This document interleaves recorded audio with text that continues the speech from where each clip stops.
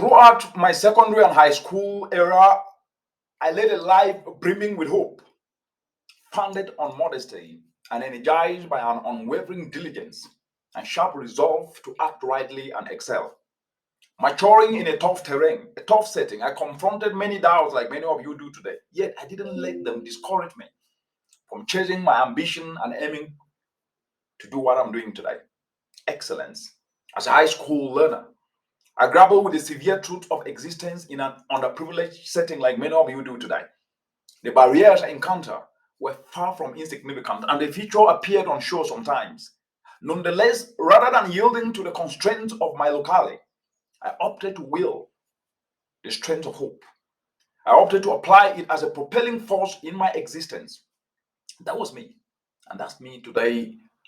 Throughout my secondary and high school period, I stayed resolute in my commitment to my schooling, laboring relentlessly to assimilate as much wisdom and apply as many abilities as feasible. I grasped that education was my path to an improved future. Yes, it was. And I was resolved to capitalize on the openings it offered. In spite of the innumerable diversions and enticement that existed then, I retained a razor sharp concentration on my objectives and constantly selected the route of labor and self enhancement. That was me then, and that's me today. These values I still have with them. My humbleness had a vital part in my accomplishment during this phase.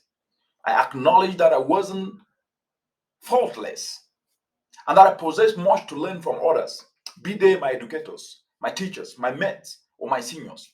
This modesty permitted me to stay receptive to helpful criticisms and to ceaselessly refine and better my methods for learning and self development. That was then, and that's me today, still doing the same thing. I staunchly trusted in the value of behaving ethically towards others and addressing everyone with esteem, with kindness, with modesty, with humility, and with compassion. This ethical guide steered my act. Yes, it did. It steered my judgment, molding my disposition, and aiding me in creating significant bonds that would turn out priceless later. Be nice to each and everyone. As a means of galvanizing and stimulating the upcoming generation, I have opted today to share this now to inform each and every one of you that your aspirations are legitimate. Yes, they are, that your destiny is luminous, but you must invest the endeavor and additional time.